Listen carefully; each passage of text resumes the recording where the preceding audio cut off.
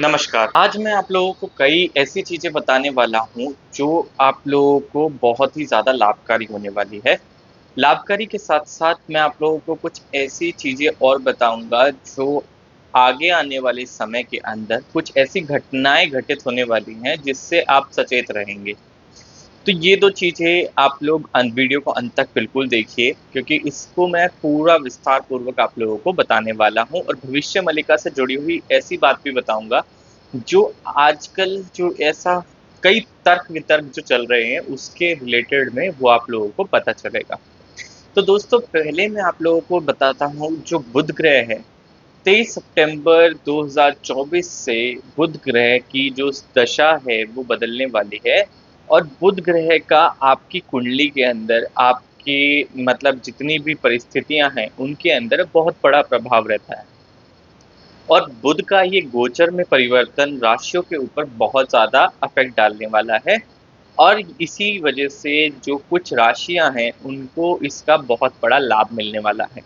हालाँकि अगर किसी का बुध वीक भी है, तो उसके लिए भी मैं आप लोगों को एक उपाय बताऊँगा, जिससे आप लोगों को जो बुध ग्रह से मिलने वाला लाभ है, वो भी बिल्कुल आप लोगों को मिल सकेगा और आप उस उपाय को ज़रूर करिएगा।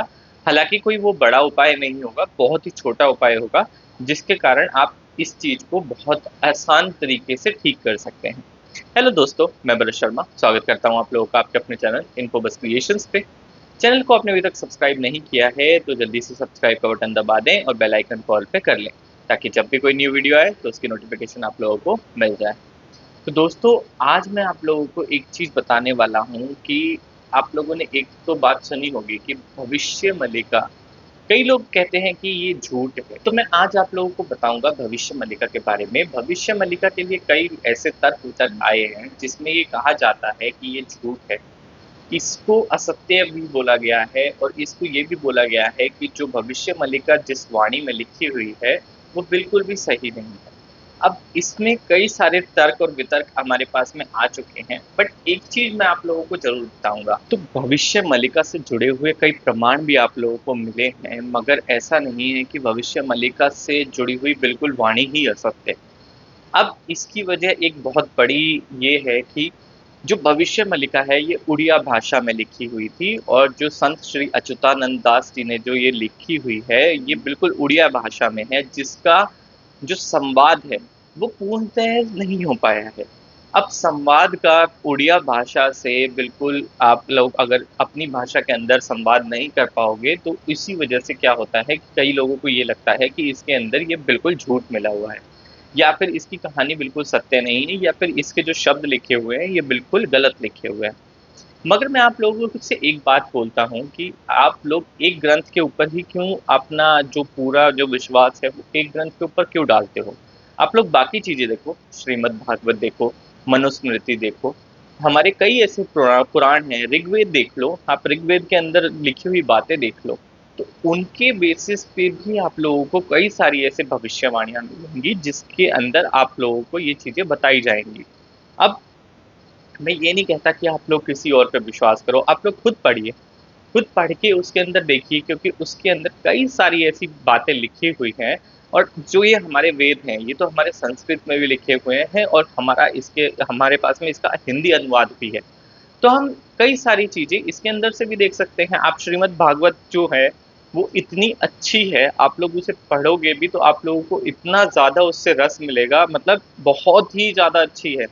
तो इसी वजह से आप लोग वो पढ़ सकते हो। तो इसके अंदर आप लोग एक के ऊपर विश्वास बिल्कुल मत करो, क्योंकि अगर आपने याद हो तो आप लोग कभी-कभी अगर 10th-12th क्लास में भी अगर पढ़े हों तो उसके अंदर एक बुक के ऊपर आपने कभी विश्वास नहीं किया होगा। बोर्ड के अंदर एग्ज़ाम देने गए होंगे तो आप लोगों ने कई सारी बुकें देखी होंगी, क्योंकि आप लोगों को ऐसा लगता था ना कि क्वेश्चन कहीं से भी आ सकता है। तो बिल्कुल एक चीज़ के ऊपर विश्वास अपना बिल्कुल ना बनाएँ, क्योंकि इसकी जो भाषा है ये उड़िया भाषा में लिखी हुई थी और इसका अनुवाद अभी भी पूरा नहीं हो पाया है। और इसकी जो लिखी हुई चीज़ें हैं, वो बिल्कुल ऐसे अच्छे स्थान पे रखी गई हैं जो मानव मतलब बाकी लोगों से थोड़ा-सा इसको बचाया गया है। क्योंकि भविष्य मलिका का गलत इस्तेमाल होने का भी खतरा बना था। इसी वजह से इसको बहुत ही ज़्यादा सेफ पैसेज के अंदर रखा गया है और माना जाता है कि पूरी धाम के अंदर इसको अलग तिजोरी के अंदर रखा गया है। तो ये चीज़ें कई ऐसी हैं जो बिल्कुल आप लोगों को देखना होगा कि आप लोग कहाँ से, किस तरीके से, कहीं पुराणों से, इनसे आप लोगों को कई सारी और ज्ञान भी मिलेगा, जिससे आप लोगों को पता चल जाएगा कि भविष्यवाणियाँ और किस तरीके से रिलेटेबल है। तो इस चीज़ों का आपको ज्ञान लेना बिल्कुल ज़रूर चाहिए।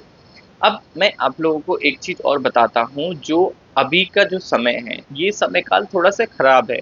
अगर इस समय काल को देखा जाए तो इस समय काल के अंदर कई सारे जो ग्रह हैं, उनकी दशाएँ बदल रही हैं। इन दशाओं के बदलने की वजह से जो आप लोगों को अभी आंतरिक विवाद होते हुए दिखाई दे रहे हैं। आप लोग देखा होगा कि तिरुपति बालाजी के मंदिर के अंदर जो लड्डुओं के अंदर आप लोगों को चर्बी का इस्तेमाल दिखाया। ये सिर्फ़ और सिर्फ़ आंतरिक विवाद है। इस टाइम पे क्या है कि लीडर्स जो हैं, जो मतलब आप लोगों को, चाहे कोई वो गलत काम करने वाले हों, चाहे वो अच्छे काम करने वाले हों, उन लीडर्स के कारण ही ऐसी कई सारी चीज़ें उत्पन्न हुई हैं। ऐसे गलत काम करने के लिए भी उन्होंने अपनी सोच लगाई है। क्यों? इससे क्या होगा? इससे आंतरिक विवाद छिड़ेंगे कि अब हिंदुओं को अगर आप जानवर की चर्बी खिलाओगे, तो ये आंतरिक विवाद ही छिड़ना हुआ। वो एक तरह से बढ़ते जाएँगे, उससे कुछ और घटनाएँ शुरू हो जाएँगी और इसी वजह से कई सारी ऐसी चीज़ें होती हैं जो आंतरिक विवाद की स्थिति को उत्पन्न करती हैं।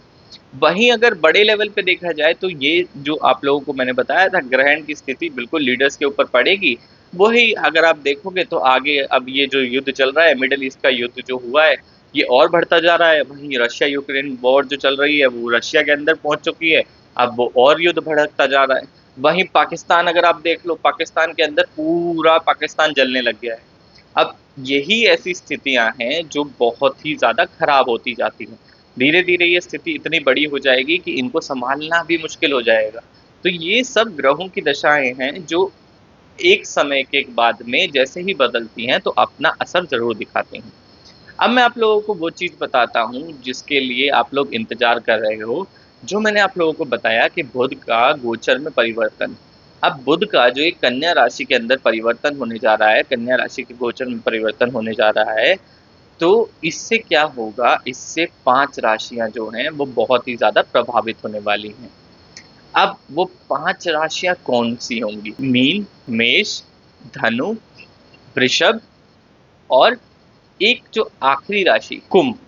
तो इसके अंदर कई सारी ऐसी चीज़ें होंगी जो आप लोगों को बदलाव के साथ-साथ आप लोगों के लिए लाभकारी होने वाली हैं।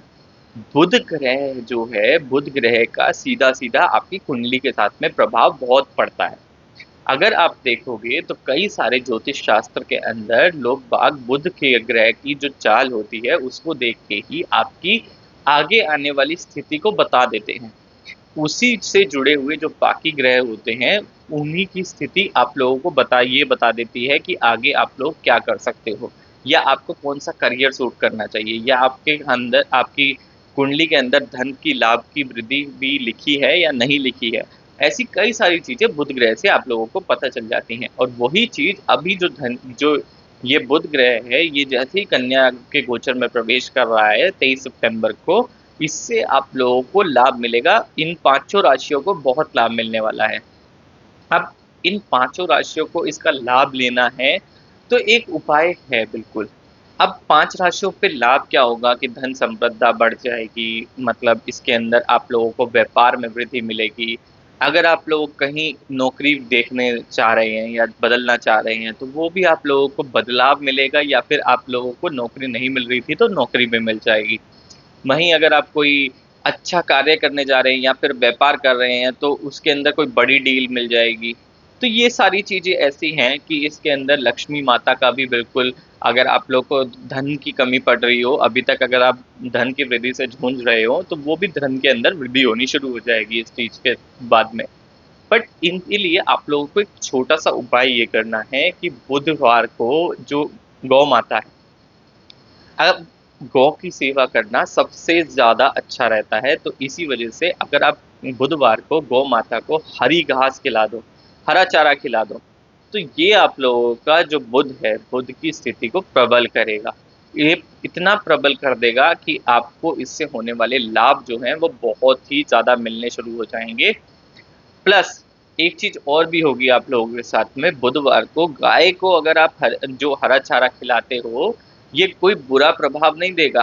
इससे क्या होगा कि इससे आपकी जो बाकी ग्रहों की जो स्थिति होगी, अगर कोई ऐसा ग्रह भी हुआ जो आप लोगों को नुकसान या हानि पहुंचाने वाला होगा, तो उसके लिए भी आप लोगों को ये उपाय बिल्कुल ही प्रभावशाली रहेगा। इससे क्या होगा कि बाकी ग्रहों की जो स्थिति है बिगड़ती हुई, वो भी थोड़ी ठीक होगी।